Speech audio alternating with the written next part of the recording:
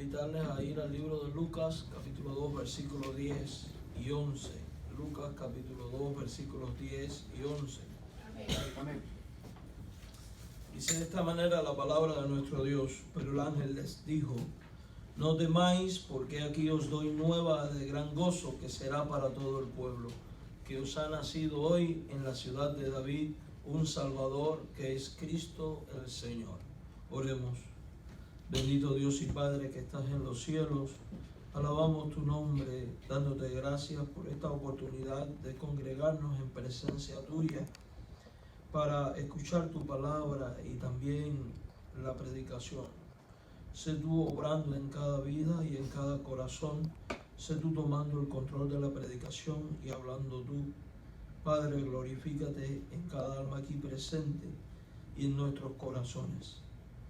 Ayúdanos en este ministerio de la predicación en este momento, Señor. Danos tu bendición.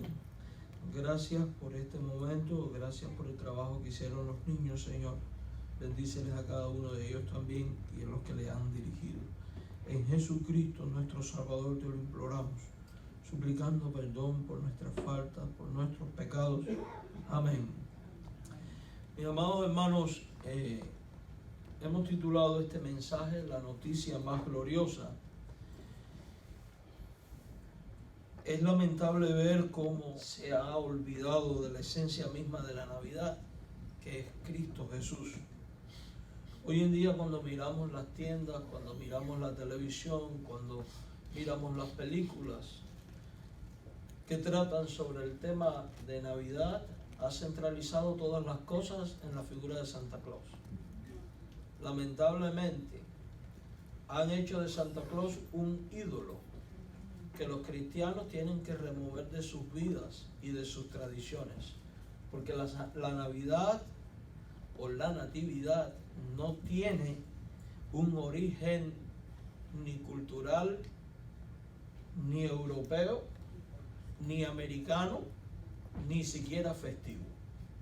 La Navidad tiene un origen judeo-cristiano, porque la Navidad se centra alrededor de la figura de Jesús de Nazaret, quien es Dios hecho hombre, viniendo al mundo con un propósito muy definido. Y ese propósito es traer salvación y vida al hombre que por causa del pecado estaba caído y separado de la gloria de Dios. Esa es la razón principal por la cual Cristo Jesús, nuestro Señor, vino al mundo. Nosotros recordamos este día como pudo haber sido cualquier otro. Y nuestra atención debe de estar precisamente en lo que Cristo Jesús vino a hacer y vino a traer. Y es que Cristo Jesús vino a traer buenas noticias. Esas buenas noticias es lo que nosotros conocemos como el Evangelio. O sea, que Cristo vino al mundo para morir en la cruz, ser sepultado, resucitar al tercer día, ascender a los cielos y venir de nuevo en gloria para establecer su reino, trayendo perdón de pecado y vida eterna a los que creen en Él. Cuando vamos a la palabra de Dios, y tal como se han dicho en las lecturas que tuvieron los jovencitos, quien trajo la primera noticia gozosa fue un ángel enviado por Dios después de 400 años de silencio desde el último de los profetas hasta Zacarías, el padre de Juan el Bautista. Había llegado un momento tan anhelado y esperado por los judíos, que el Mesías de Dios venía al mundo para establecer el reino. Lo interesante de esta historia es que también en el último momento de la vida, un ángel será la persona que traerá también el último mensaje y la última noticia. En este caso, no del primer advenimiento de Cristo, que fue en un estado de humillación, sino que ese ángel proclamará la segunda venida de Cristo o segundo advenimiento de Jesús en estado de gloria, para establecer su reino por la eternidad. Cuando vamos al capítulo 14 del Apocalipsis, en el versículo número 6 leemos: vi volar por en medio del cielo a otro ángel que tenía el evangelio eterno para predicarlo a los moradores de la tierra, a toda nación, tribu, lengua y pueblo. Es interesante. La primera anunciación es con un ángel. La postrera anunciación es con un ángel. Y ambas proclaman el evangelio eterno de Jesucristo. Cuando nosotros vamos a Lucas, comparamos con Apocalipsis 14:6, podemos darnos cuenta que esta proclamación es una buena noticia. ¿Cuál es la noticia? El ángel dijo en la primera anunciación: os ha nacido hoy un Salvador. Esa es la buena noticia. La maravilla de la noticia fue que se estaban cumpliendo las profecías de Dios en la persona de Jesús. Por eso creemos que Jesús es el Mesías prometido al pueblo de Israel, y que no excluye a los no judíos, o sea, a los gentiles que somos usted y yo, a menos que usted tenga una ascendencia judía. ¿Y por qué digo que no excluye a los gentiles? Por el hecho de que, amados hermanos y amigos, desde el momento mismo en que el hombre cae de su estado de, vamos a decir así, de santidad en el huerto del Edén, seducido por la serpiente, viene inmediatamente la primera promesa o buena noticia del advenimiento de aquel que restauraría la comunión perdida entre Dios y el hombre. El hombre fue creado en estado de santidad y de perfección. No había pecado en él, y no fue hasta que come de aquel fruto que esta comunión se rompe, porque el pecado es lo que hace, rompe la relación entre Dios y el hombre. Dice el profeta Isaías: vuestras iniquidades han separado a vosotros de Dios. Y Romanos 3:23 también enseña tal verdad. Pero el amor de Dios y la misericordia suya no le permite destruir a toda la raza humana, y Dios establece un plan para reconciliar a este hombre perdido consigo. ¿Cómo lo hace? ¿Cómo lo piensa hacer? Y esa es la primera vez que en la Biblia vemos la buena noticia dada por Dios a los hombres en su estado de perdido. Y está en Génesis 3:15, porque desde el comienzo mismo de la caída de la humanidad se anuncia el advenimiento de aquel que restauraría al hombre perdido con Dios. Si usted va a Génesis 3:15, la Biblia dice con toda claridad: pondré enemistad entre ti y la mujer, y entre tu simiente y la simiente. Esta es una sentencia por causa del pecado. Dice: entre la simiente suya, esta te herirá en la cabeza y tú le herirás en el calcañar. O sea que la primera profecía es que un descendiente de la mujer heriría a Satanás en la cabeza. Increíblemente, y esto es una opinión muy particular, yo también creo que es la primera vez en la Biblia donde se anuncia no solo el advenimiento de Cristo, sino que también se anuncia que sería a través de una mujer virgen. Porque en una religión como el judaísmo, que es una religión patriarcal, o sea, donde el hombre generalmente es la cabeza, donde el hombre es generalmente quien tiene la autoridad y el señorío, y donde la mujer no se valoraba y donde los niños no eran tenidos en cuenta, es raro que Dios le diga a una mujer: un descendiente tuyo, y que no se lo haya dicho a Adán. Que no se lo haya dicho a Adán. Y más cuando después vemos que a los patriarcas, Abraham, Isaac y Jacob, Dios les promete que vendría un Salvador, y sin embargo a ellos sí les dice: una simiente tuya. Pero en la primera ocasión, la mujer, o primera Eva, por decirlo de alguna manera, introduce el pecado al mundo, pues también por una postrera Eva, una segunda mujer, sin intervención humana, porque el pecado se transmite a través de la concepción del hombre a la mujer y la mujer al hijo. pues hay la ausencia de intervención humana en la concepción del Cristo. Por tanto, aquí es donde por primera vez también vemos el nacimiento, la doctrina del nacimiento virginal, o sea que Cristo vendría de una mujer virgen. Esto puede sonar raro en nuestras mentes, pero no es otra cosa que un milagro. Dios tiene poder para hacer estas cosas. Creo fervientemente en que Cristo nació de una mujer concebida por obra del Espíritu Santo y que esta mujer fue la bienaventurada Virgen María. Amados hermanos, es interesante que hablando de esta simiente, porque la centralidad del Génesis 3:15 es la simiente, es la que hiere a la serpiente en la cabeza, o sea, le da la estocada que permite poner punto final al pecado y que facilita la reconciliación del hombre con Dios. Y esta persona es Jesucristo. Si usted va conmigo al libro del profeta Isaías, en el capítulo 9, en el versículo número 6, encontramos esta otra profecía. Porque un niño nos es nacido.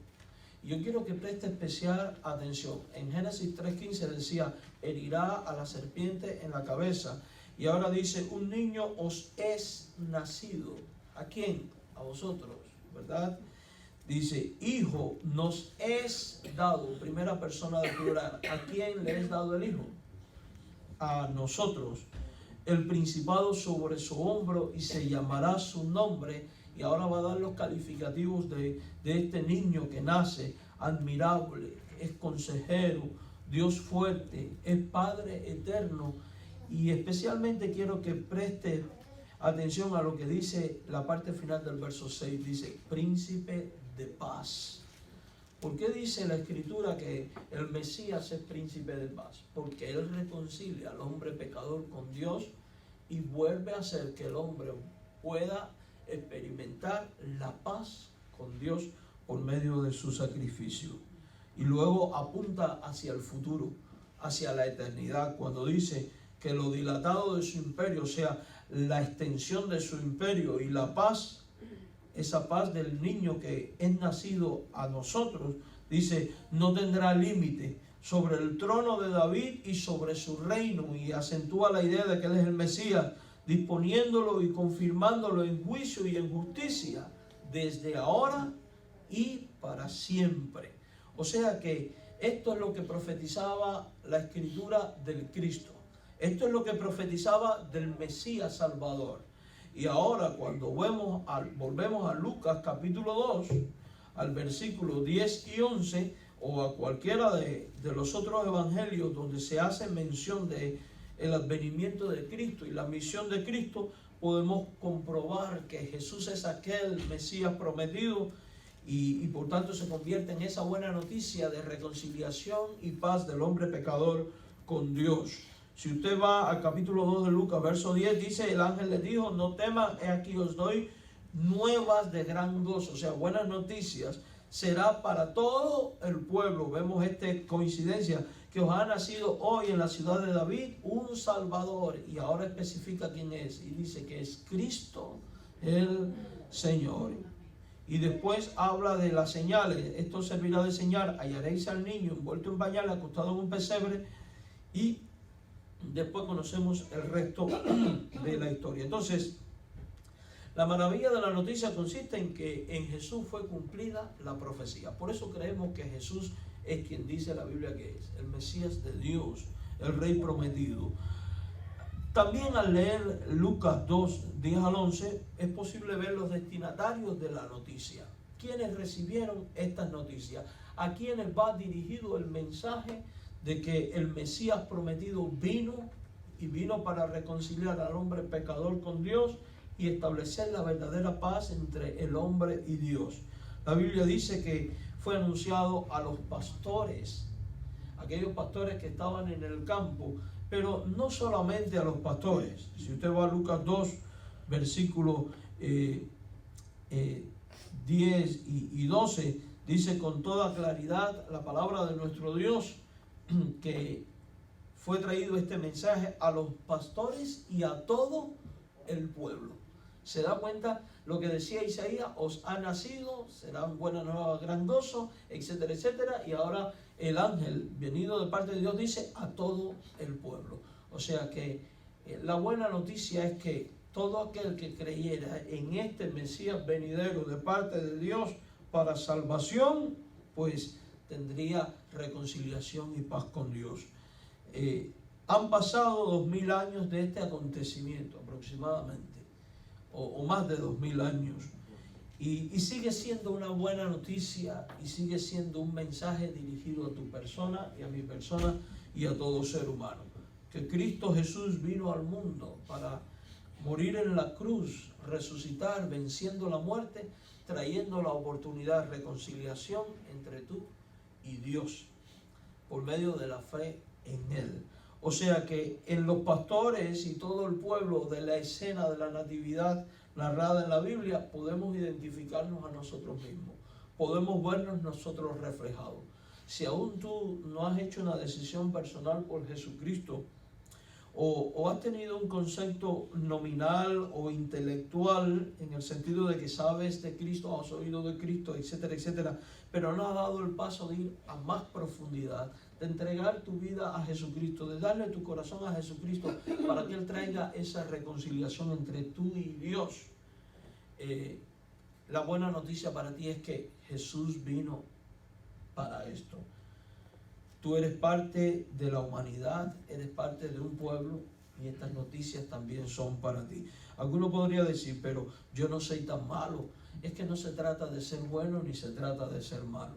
Se trata de la realidad de que el hombre, a menos que se arrepienta de su pecado y confiese que Jesucristo es el Salvador y crea en estas buenas noticias, no podrá ir al cielo ni pasar la eternidad, ni el reino que se va a extender y dilatar, y la verdadera paz que trae Dios. Por eso Juan el Bautista y el mismo Jesús y los apóstoles y la iglesia a lo largo de estos 2000 años hemos predicado: antes bien os digo que si no os arrepentís, todos pereceréis igual. Porque así como el cielo es una realidad y Dios es una realidad, también lo es el infierno.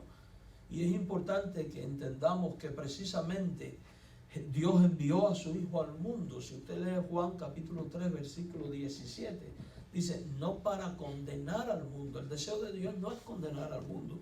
El deseo de Dios no es condenarte a ti por tu pecado. Dice la Biblia que Dios envió a su Hijo al mundo para que el mundo fuera salvo por Él. Y aquí está la esencia de esta buena noticia: que Jesús se hizo hombre y habitó entre nosotros y vino al mundo, sufrió y padeció todo lo que sufrió y padeció, valga la redundancia, precisamente para que pecadores como usted y como yo pudiéramos ser salvos de la ira venidera y del juicio eterno. Alguno dirá: eso es fantasía. No es fantasía, es realidad.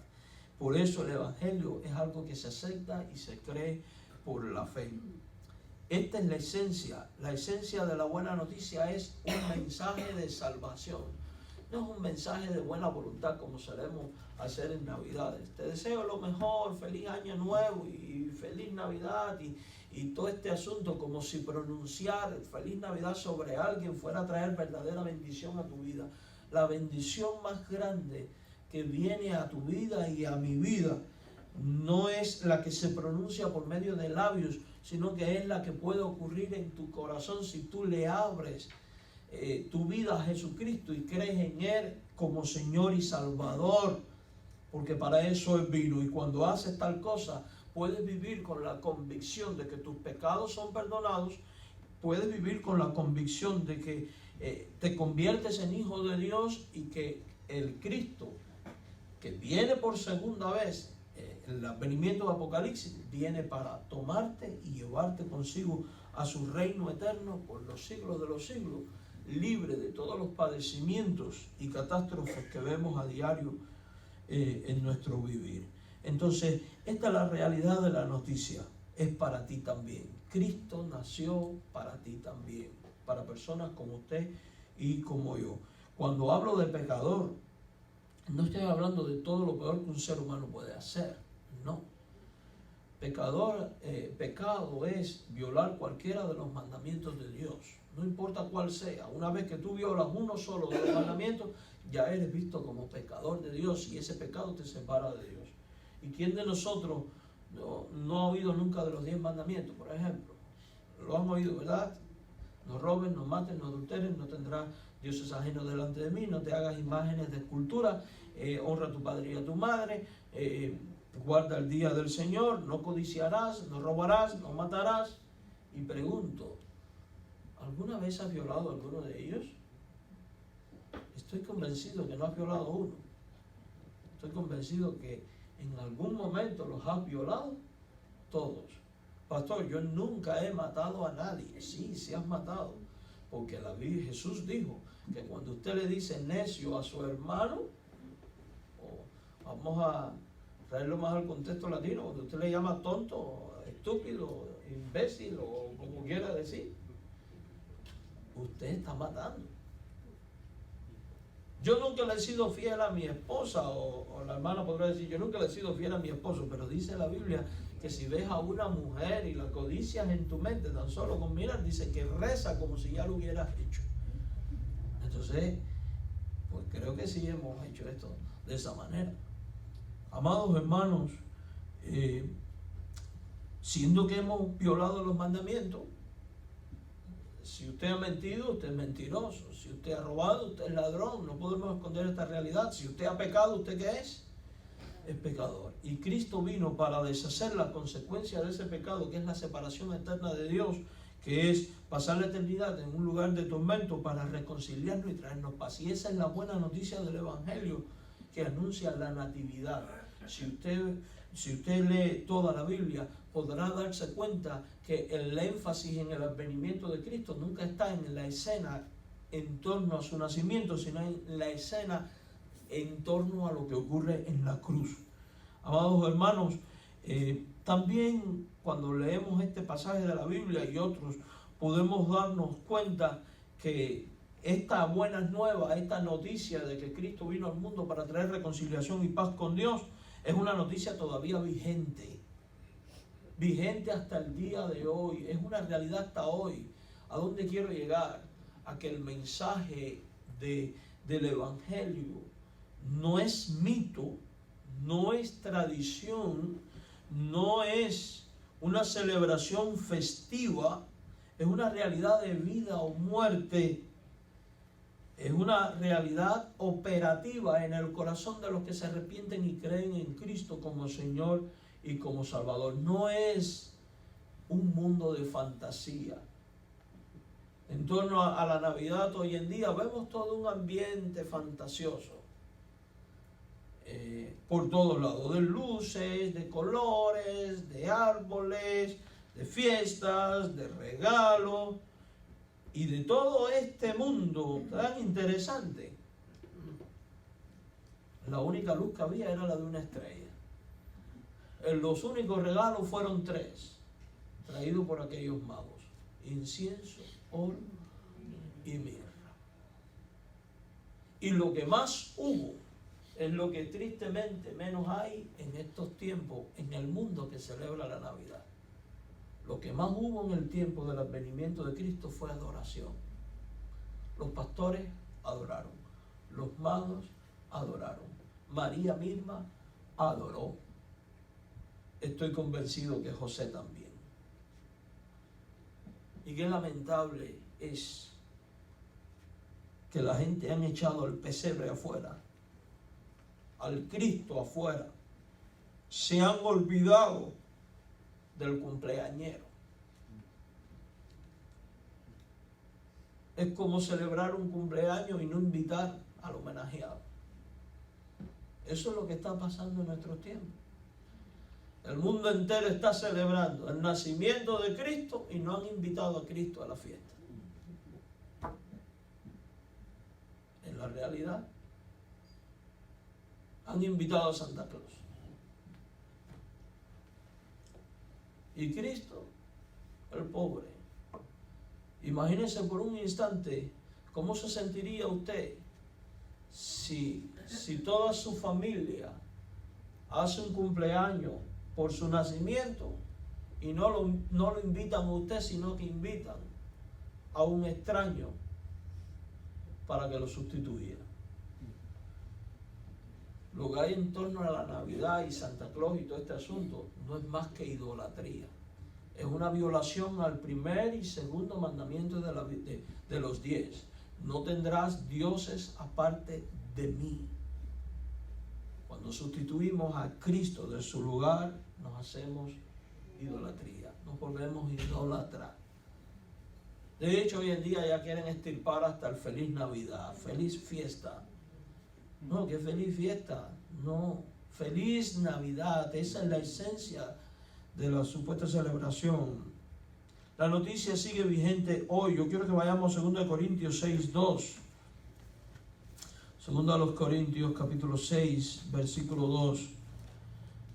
Porque dice, en tiempo aceptable te he oído, y en día de salvación te he socorrido. Y quiero que preste especial atención a lo que dice a continuación. He aquí ahora el tiempo aceptable, he aquí ahora el día de salvación. O sea que el día de salvación siempre es un presente. No importa que hayan pasado 2000 años, siempre es un presente. Entonces el día de salvación también es ¿cuándo? Hoy. ¿Cuándo es tu día de salvación? Hoy. Pero solamente hoy, si usted reconoce que es pecador, le ha pedido perdón a Dios porque le ha ofendido y le invita a entrar en su corazón y le confiesa como lo que Él es, como el Hijo de Dios y el Salvador del mundo, como el Dios hecho hombre.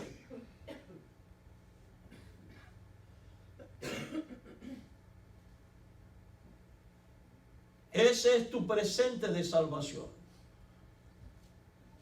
Es tu presente de salvación. El día de hoy puede ser tu presente de salvación. De hecho, si aún usted no ha confesado a Cristo como Señor y Salvador, yo te animo a que hagas del día de hoy ese día de salvación y no dilates la decisión. ¿Sabe por qué? Porque ya Cristo vino humillado, pero viene en gloria. Y la fecha se desconoce. Puede ser en el próximo milenio, pero puede ser en el próximo segundo. La Escritura dice que la noche está avanzada y el día se acerca. Está hablando de la segunda venida de Cristo. Porque esta primera apunta a la segunda. Y cuando Cristo venga, o cuando la muerte te sorprenda, que puede venirte en cualquier momento también, porque no hay que ser ni niño ni viejo para morirse. Aquí para morirse nada más que hay que estar vivo. Dice que compareceremos delante de Dios y daremos cuenta. Y aquel que no fue hallado inscrito en el libro de la vida, o sea, aquel que no fue registrado como alguien que ha decidido en su presente creer y aceptar a Jesús como Señor y Salvador, lamentablemente para ese no hay buena noticia, hay mala noticia. Y esa mala noticia es que será lanzado al fuego eterno. Pero usted no tiene necesidad de ir al fuego eterno, siendo que está oyendo la buena noticia de que hay cómo librarse de ese fuego eterno. Y es creyendo hoy, porque hoy puede ser tu día de salvación en Jesús. Todo el que es cristiano y está aquí un día tuvo que tomar esa decisión. Yo la tuve que tomar también. Y en medio de un escenario bien dramático y convulso y de mucha persecución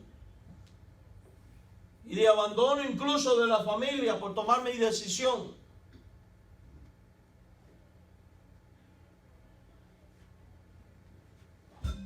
Pero al final, no solo en el presente que viene sobre ti, cuando crees en Jesús vas a ver las bendiciones más grandes y los regalos más grandes que vienen sobre tu vida y mi vida por creer en Jesús son los que recibiremos en la eternidad, que son los que valen, porque el tiempo es pasajero, la vida se acaba, la oportunidad también. Por eso aquí hoy es el día de salvación. Mire, no es suficiente con decir creo que existe Jesucristo. Usted le pregunta a cualquier persona, ¿crees en Dios? Y te va a decir sí. Yo sé que hay algo. Eso no es garantía de que usted va a ser salvo. ¿Sabe por qué? Porque a semejanza de los que piensan así, increíblemente, tienen el mismo concepto y el mismo conocimiento que tiene el diablo de Dios. Porque dice la Biblia que el diablo cree y tiembla. El diablo no es ateo. El diablo cree en Dios, lo ha visto, ha estado con él cara a cara. Hay pasajes en la Biblia que hablan de eso. Era un ángel que Dios expulsó de su gloria por rebeldía y que está condenado al infierno. Quítese de la mente esas imágenes que nos han proyectado las películas y las cosas y las pinturas de que en el infierno vamos a ser atormentados por demonios. No, usted no va a ser, los incrédulos no van a ser atormentados por demonios en el infierno. No, en el infierno los demonios van a ser atormentados también, porque los demonios no son instrumentos de juicios de Dios. Los demonios son ángeles que se rebelaron y que Dios ha sentenciado el tormento eterno. Y dice Primera de Pedro que a ese mismo lago de fuego de tormento de los ángeles van los que en el presente, en su tiempo, no creyeron en Jesucristo. Por eso es importante que usted entienda que no es suficiente con decir yo creo en.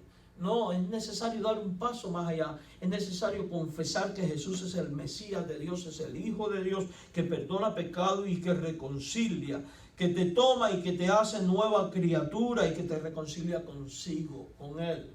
No le tenga miedo decirle un sí a Jesucristo. Y es importante aclarar esto, porque tristemente han existido en la historia grupos religiosos fanáticos que han añadido reglas y estilos debido a la fe cristiana que no son y no tienen nada que ver con la praxis de la fe cristiana.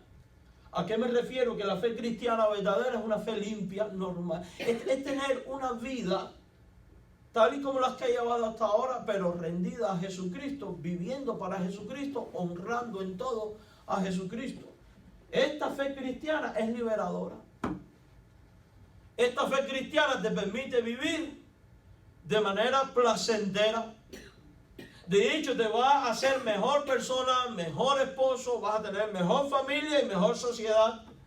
Porque cuando tú amas con toda tu alma, mente y corazón a Dios como Dios manda, vas a aprender que hay que amar a tu esposa y a tu esposo y a tus hijos de igual manera. Vas a cultivar el echar de ti el egoísmo, la arrogancia, el orgullo, la mentira, el robo, la fornicación. Y cuando uno decide vivir plenamente para Jesucristo,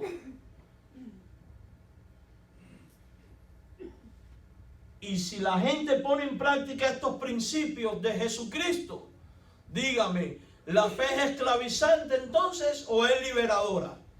Porque vivir preso del alcohol no es vivir en libertad. Vivir preso en las garras de la droga no es libertad. Lo que el mundo te vende como libertad es anarquía de que yo hago y vivo como a mí me da mi gana. Al final es auténtica esclavitud. Es la gran realidad. Todos a diario vemos a nuestro alrededor. ¿Cuál es el fin de aquel que vive esclavo de la droga, por ejemplo? O del alcohol. Todos a nuestro alrededor vemos que la gente sin Dios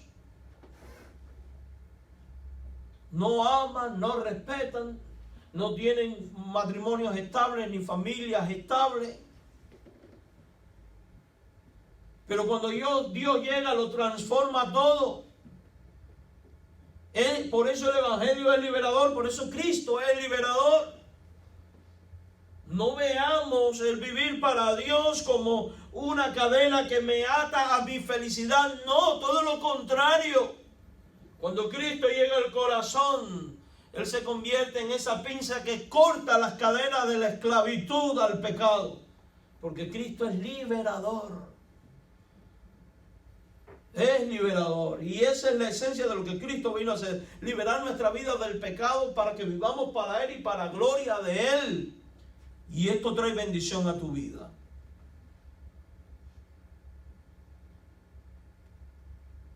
Por eso la buena noticia sigue vigente hoy y es para gente como tú y como yo. El protagonista de la noticia es Jesús, que es el Salvador, que es el Rey. El único que pudo haber logrado esto porque era sin pecado, porque era Dios hecho hombre.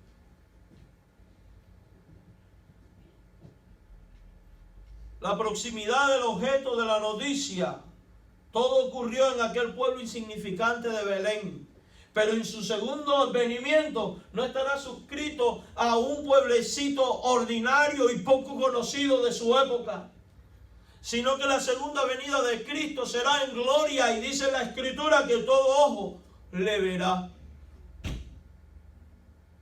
Y ese día será glorioso para los que fueron hallados inscritos en el libro de la vida, porque los muertos en Cristo resucitarán, y los que queden vivos para este advenimiento serán transformados con Cristo en el aire y estarán por siempre con Él. Pero los que no fueron inscritos en el libro de la vida, para ellos será un día lamentable y de humillación.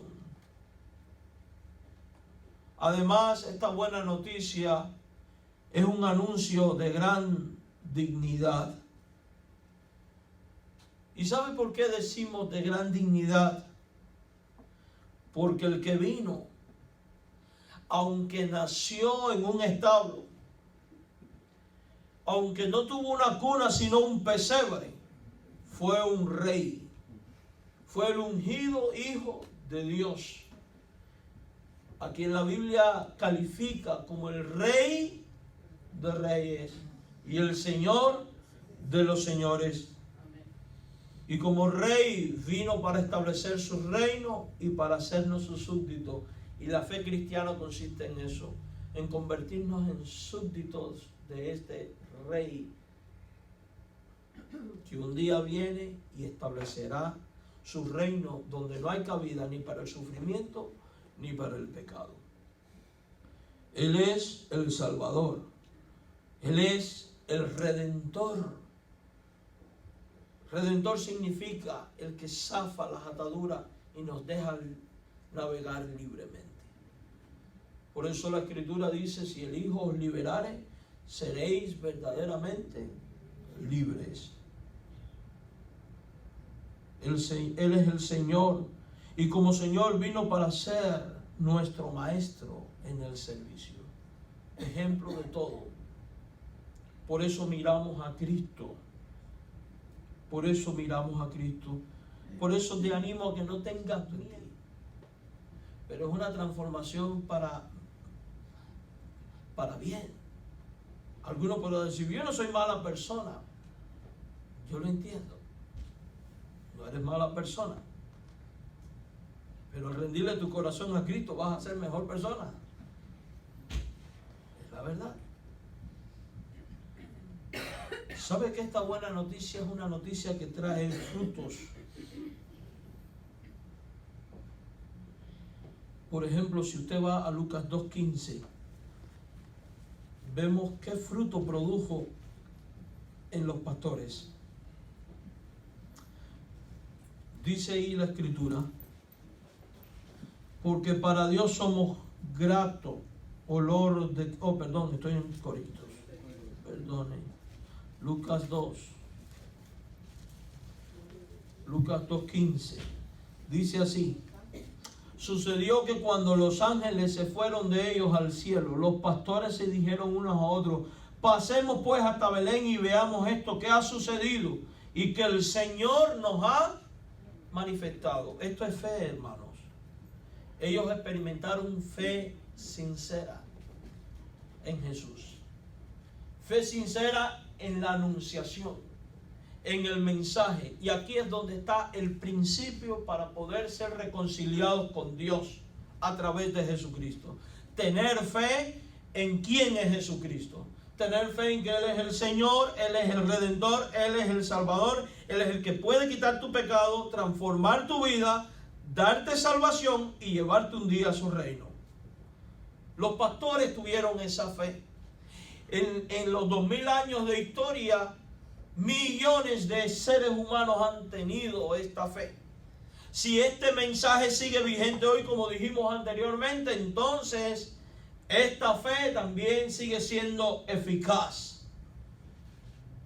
Porque el hombre, dice la Escritura, por la fe vivirá. El justo por la fe vivirá. Porque sin fe, dice la Escritura, es imposible agradar a Dios. No se puede agradar a Dios si no es por fe, y específicamente la fe exclusiva en Jesucristo.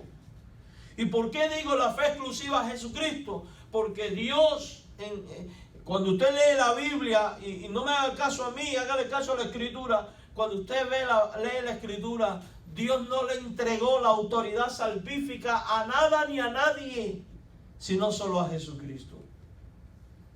Somos los hombres los que han pervertido el mensaje. La iglesia no es depositaria de la fe, como algunos enseñan. Dios es Padre, la iglesia es madre, y fuera de ella no hay salvación. Eso es un dogma muy popular.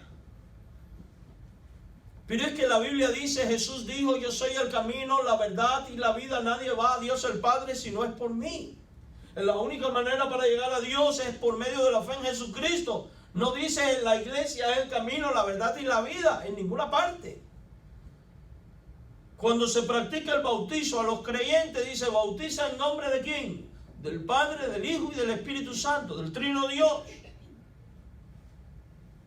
Si el camino de salvación fuera por medio de la iglesia, diría, bautiza en nombre de la iglesia.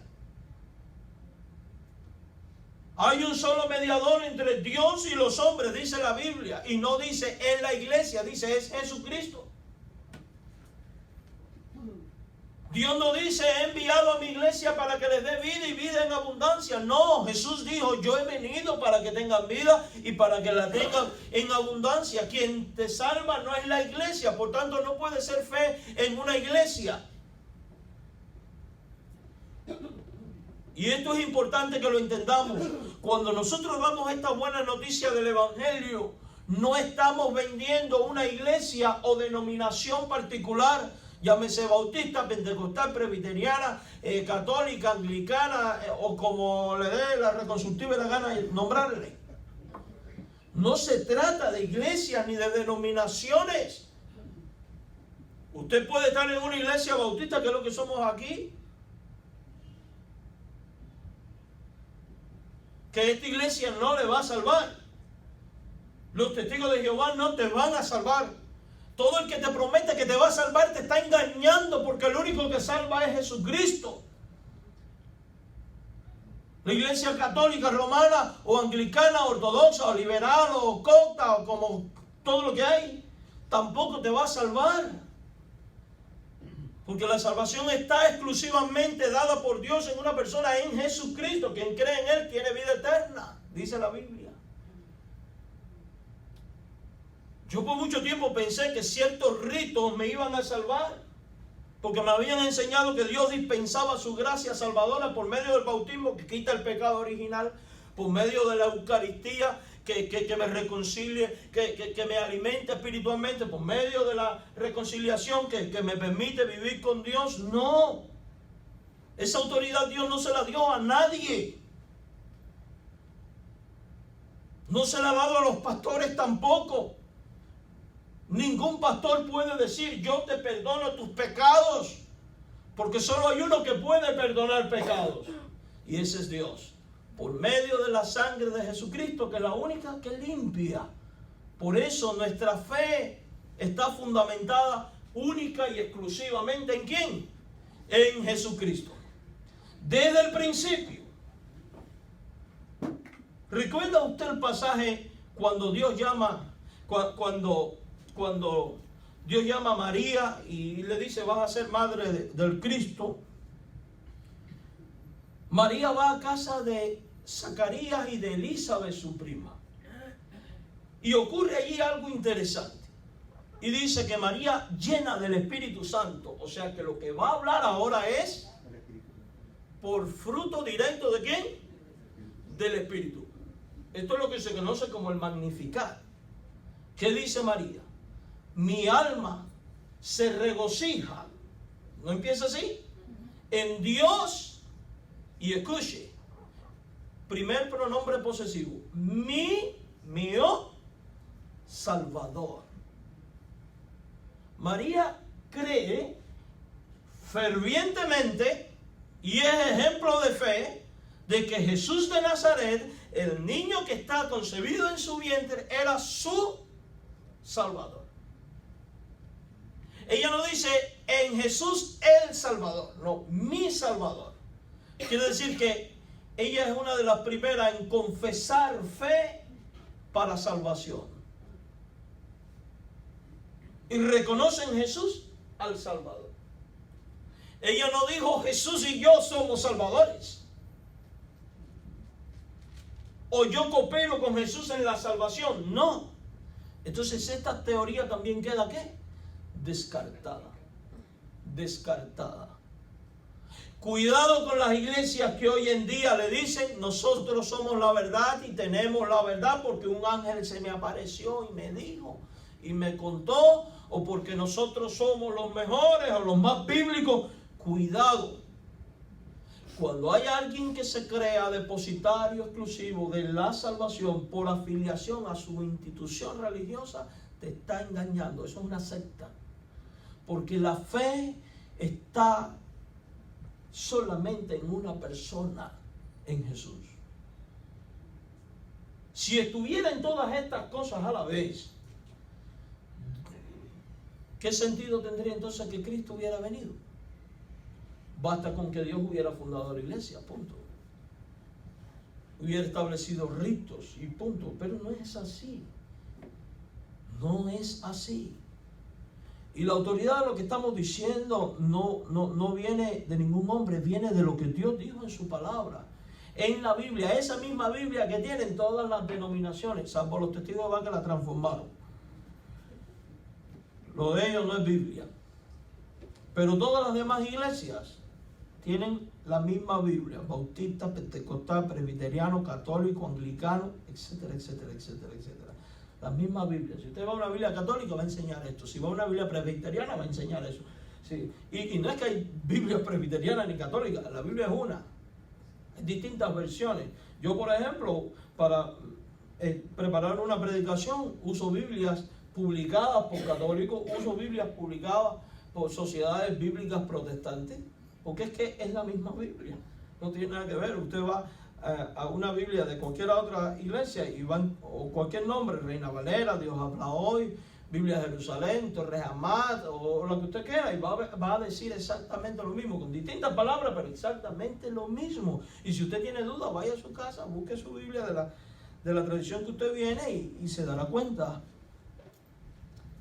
que todas ellas coinciden en el punto de que para salvación la fe tiene que ser en una persona. Y esa persona es aquel que se hizo hombre y habitó en nosotros y nació. Y esa persona es Jesucristo. Ahora, no es suficiente con la fe. Tiene que haber obediencia inmediata. Una respuesta a Él. Los pastores, ¿qué hicieron? Dejaron el rebaño y fueron a buscar al niño. Si usted va a la historia del Evangelio, Pedro estaba remendando las redes cuando el Señor le dijo, sígueme, y dice que al instante que hizo, dejó las redes. Mateo estaba cobrando impuestos y Dios le dijo, sígueme, y Mateo dejó el banquillo. Y todo aquel a quien Dios llamó, automáticamente respondió. Dios hoy te llama por medio de la predicación a creer en Jesús de Nazaret. Dios hoy por medio de la predicación te dice, sígueme. Y el anhelo suyo para salvación de tu alma es ver que tú hoy también, como los pastores, eres capaz de dejarlo todo y venir y seguir a Cristo. Eres como Pedro que dejó sus redes, eres capaz de dejar tu propia red para seguir a Cristo. Como Mateo dejó el banquillo, eres capaz de dejar tu banco para seguir a Jesucristo. Demanda ser obediencia, hermano. Versículo 16 dice, vinieron pues apresuradamente y hallaron a María y a José y al niño acostado en el pesebre. El fruto de la noticia de los ángeles requiere certeza Dice la Biblia que encontraron al niño. Quien tiene fe y quien responde y sigue, también encuentra a Jesucristo, encuentra a Dios. Porque dice Juan 1:12 que a los que creen en su nombre y le reciben, Dios le da el derecho de ser hechos hijos de Dios. Cuando tú vienes a Jesucristo, tú te encuentras con Dios. Y cuando Cristo venga en gloria y se lleve a su presencia, dice que allí estaremos por los siglos de los siglos, cara a cara con Dios. Cuando usted se acerca, usted lo encuentra en espíritu y en verdad. Porque los verdaderos adoradores, dice la Biblia, adoran en espíritu y en verdad. No se trata de acercarse a una imagen del niño acostado ahí en un pesebre, ni seguir un rito de ir a besarle los pies. Todo el mundo echando la misma baba ahí. Si alguien tiene una bacteria, se contamina. No se trata de eso. Se trata de encontrar no una imagen, de encontrar al Cristo vivo y real, que viene y habita en ti.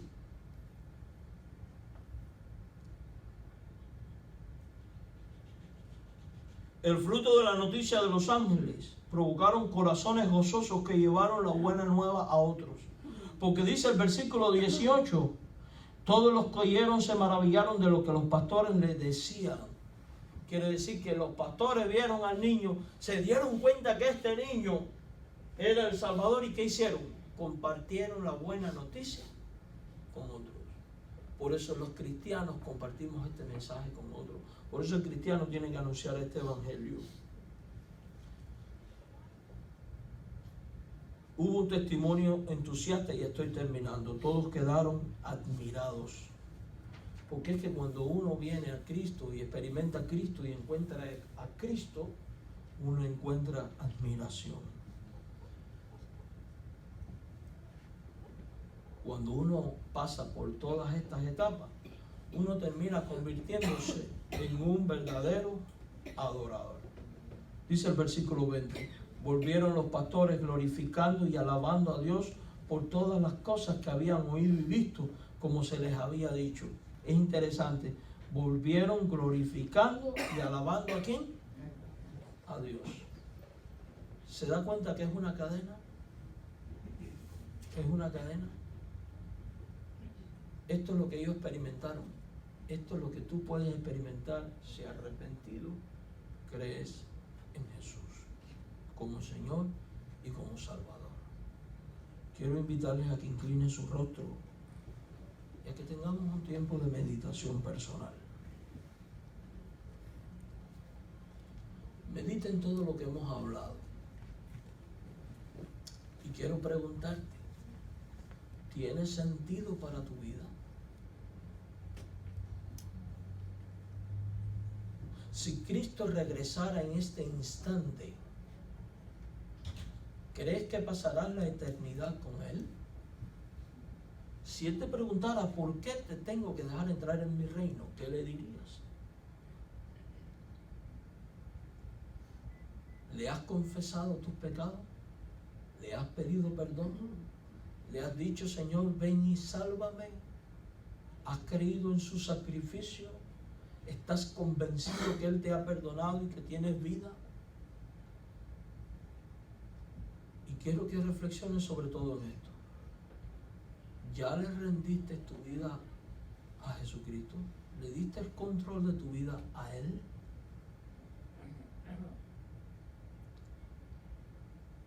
Todo el cristiano que hoy está aquí un día tomó esa decisión y tuvo que tomarla porque sabe que es determinante. Hoy es el día de salvación, dice la Biblia. Hoy es ese día para ti. No estás aquí por casualidad. No estás aquí por casualidad.